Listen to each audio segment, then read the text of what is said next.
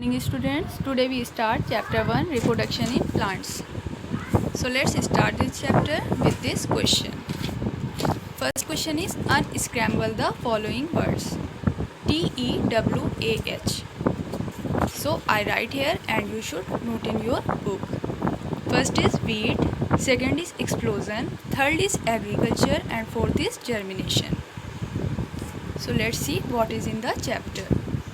Seed is the part of the plant that helps in reproduction. Seed क्या होता है? एक प्लांट का पार्ट होता है जो रिप्रोडक्शन में हेल्प करता है. Let us learn more about reproduction in plant. चलिए देखते हैं कि रिप्रोडक्शन प्लांट में कैसे होता है. Reproduction in plants. Reproduction is the process by which a living organism is able to produce more of its own kind. Reproduction एक plant की प्रोसेस है, एक लिविंग बीइंग की प्रोसेस है जिससे वो अपने जैसा ऑर्गेनिज्म प्रोड्यूस करता है. जैसे एक प्लांट है तो प्लांट रिप्रोड्यूस करके अपने जैसा एक प्लांट प्रोड्यूस करेगा. Okay. The continuity of life on earth is possible only because of reproduction. Life पर जो अर्थ पर जो कंटिन्यूटी बनी है लिविंग बीइंग की, वो रिप्रोडक्शन की वजह से ही पॉसिबल है. नहीं तो अगर एक ऑर्गेनिज़म की डेथ हो जाती है तो वो स्पीशीज़ ख़त्म हो जाएगी और उसके जैसा दूसरा ऑर्गेनिज़म लिविंग नहीं रहेगा. Okay. That is why reproduction is important. Plants mainly reproduce in 2 ways. Plants जो है 2 तरह से रिप्रोडक्शन करते हैं. Some plants reproduce through seeds. Some plants seeds के थ्रू रिप्रोडक्शन करते हैं. कुछ प्लांट्स रिप्रोडक्शन कैसे करते हैं? सीड्स के थ्रू करते हैं. Some plants reproduce through stem, leaves और स्टेम. और कुछ प्लांट अपने स्टेम, लीव्स और रूट्स के थ्रू रिप्रोडक्शन करते हैं. Okay. Reproduction from seeds. Seeds के थ्रू रिप्रोडक्शन किस तरह से होता है? Seed is the beginning of a new plant. Seed है वो, उससे क्या होता है? एक न्यू प्लांट की बिगनिंग होती है, शुरुआत होती है. All seeds are different from each other.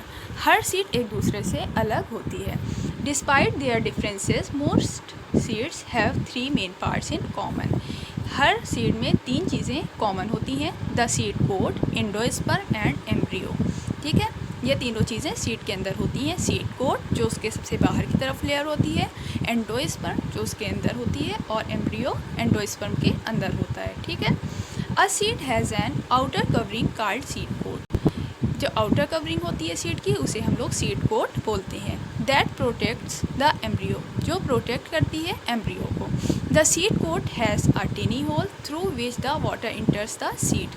Seed coat में कुछ छोटे छोटे से होल्स होते हैं जिसके थ्रू वाटर सीड के अंदर इंटर करता है. ओके.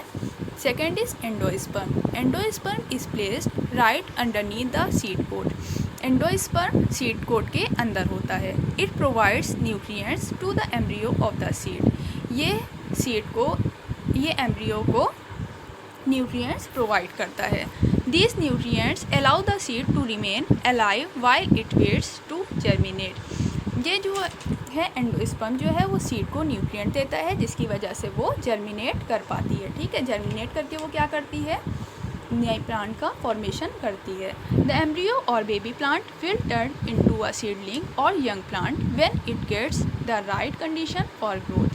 एम्ब्रियो जो होता है वो क्या होता है? यानी कि एम्ब्रियो मीन्स बेबी प्लांट.